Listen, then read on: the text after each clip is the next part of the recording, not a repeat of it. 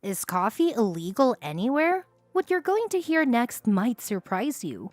Where did coffee originate? How did it conquer the world? And the most crucial question is, why was it made illegal? We'll explore the fascinating history of coffee in this video. Throughout history, coffee has frequently been prohibited, limited, or outright forbidden. I'll give you the specifics, but you might be shocked to learn the real justifications behind the limitations. In reality, they frequently had nothing to do with the coffee itself and instead involved money, soothing political turmoil, and dissent. Whatever your relationship to the drink, whether you want a steady supply all day, one cup in the morning, or won't even touch the stuff, its importance is undeniable, both globally and particularly in American culture. However, it hasn't always been like this. The history of coffee is incredibly lengthy and intricate. Coffee has long been the focus of controversial social, political, and health disputes, some of which are still going strong today. As a result, coffee has also been prohibited multiple times in the past in an effort to put an end to these arguments. Obviously, such bans didn't stick, and coffee isn't going anywhere, as your neighborhood Starbucks can attest. But it's worth investigating the historical reasons for coffee bans out of curiosity. Show your love by liking and sharing before the investigation begins. Ethiopia is the country where the coffee plant originated. The Ethiopians made a kind of energy bar out of coffee that they consumed for a noon boost. The brilliant notion to roast, brew, and consume a stimulating hot liquid to help keep awake during lengthy hours of prayer was developed by Sufi monks. As the general populace began to enjoy coffee, Yemeni business people realized how important it was to keep control of the coffee supply. They made sure that no plants or viable seeds left the country under pain of death in order to protect their monopoly. That didn't alter until 1616, when a merchant from the Dutch East India Company stole a few plants as he was departing Yemen.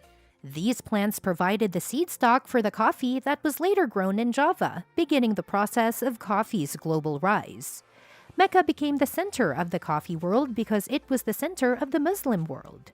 Coffee shops were accessible to people of all socio-economic levels and lacked the usual social barriers.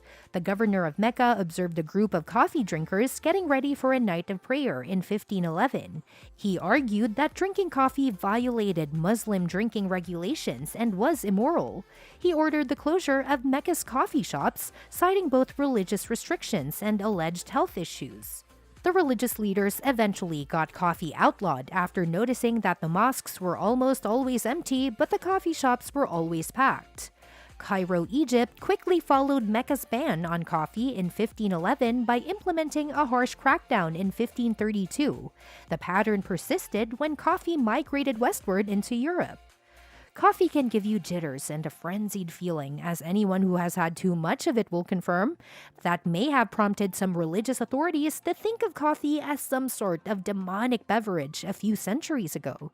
The introduction of coffee into Europe in the later 16th century was immediately viewed by skepticism. Italian Catholic clerics declared coffee to be satanic and outlawed its intake due to its effects on humans, and the fact that it originated in the Muslim realm. They urged Pope Clement VIII to outlaw coffee, but after giving it a try, he found it to be delicious and even cracked the joke, "We shall trick Satan by baptizing it and making it a truly Christian beverage." The papal blessing led to a fast expansion of coffee shops across Europe, more than any other person in history. Prussian monarch Frederick the Great, who ruled over a large portion of what is now Germany and Poland, took up arms against coffee in the name of beer. While the elite may occasionally drink a cup of coffee, Frederick declared in the late 1700s that beer was preferable to coffee and imposed a state monopoly over coffee imports. The king does not believe that coffee-drinking soldiers can be relied on to survive hardships in the event of another war.